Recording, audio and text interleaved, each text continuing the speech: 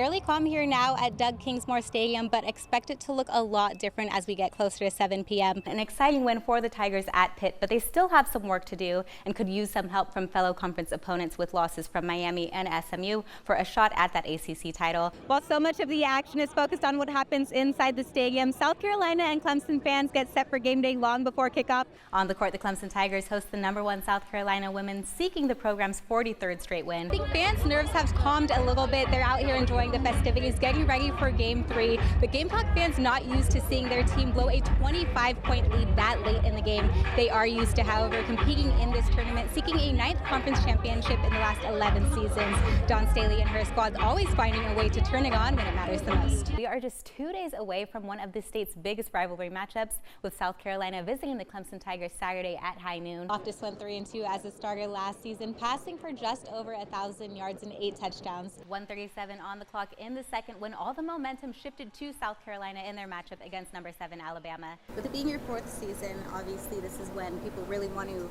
zero in and take a big look at what you've done with this team. What would make this season a success for you? For us, and it's cliche, but it's the truth, I want to maximize everything that we can out of the 24 football team. Clemson's Antonio Williams confirmed his plans to return to the Tigers for the 2025 season via social media yesterday after a bounce-back season with 75 receptions, just over 900 yards, and 11 touchdowns. Williams said there is more to be done, and he's not wrong. The receiver is just 10 touchdowns shy of some very notable Tiger records. Good morning, everyone. On the court, Clemson is looking to get out to a 4-0 start in the ACC for a 2nd straight season and just the 4th time in program history. They get a visit from the Cal Bears for the first time as a conference opponent Saturday night, and a big reason for the Tigers' 11-3 start has been the addition of Jagan Zachary to their backcourt. Coach Brad Brownell points out possibly the best thing that the Boston College transfer brought to his team. Toughness is a major talent also, and probably a rare one.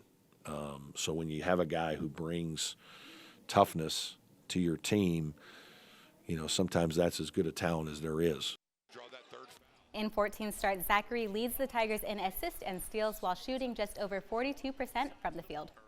South Carolina goes for a top 25 upset in its SEC opener at #17 Mississippi State Saturday. The Gamecocks have 10 wins and are among the nation's hottest teams, still in a conference that has 3 teams that are unbeaten and 4 others with just 1 loss. Lamont Parrish shared some insight into his squad's mindset week to week.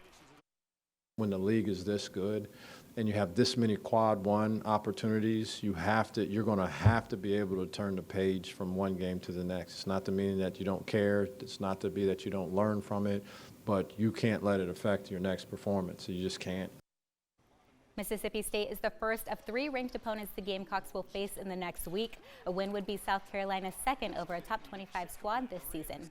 The Furman Paladins are one of just 8 D1 teams with 13 wins on the season. They'll look for their 14th and a 2-0 start in the SoCon when they visit UNCG Saturday. The Paladins are coming off a big win over Western Carolina, while the Spartans picked up a 2-point win at Wofford on Wednesday.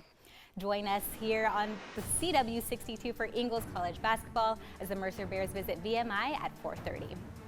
In high school basketball, Hannah opens region play as the Yellow Jackets host the Malden Mavericks. Hannah up 5 in the first quarter. Malik Crawford lays it in off the no-look pass to go up 7, but with under 5 seconds left in regulation, the Mavs' Jackson Armbruster buries a triple to send it to overtime, tied at 51.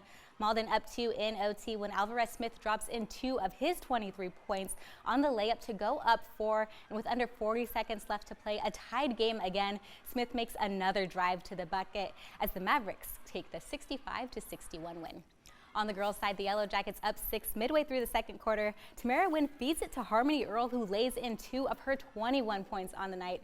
Early in the third, Zara Lehman drops in the bucket to help the Mavs pull within 1. This is a close game, but Hannah's Olivia Freeman hits from deep to give the Yellow Jackets the 50-40 win.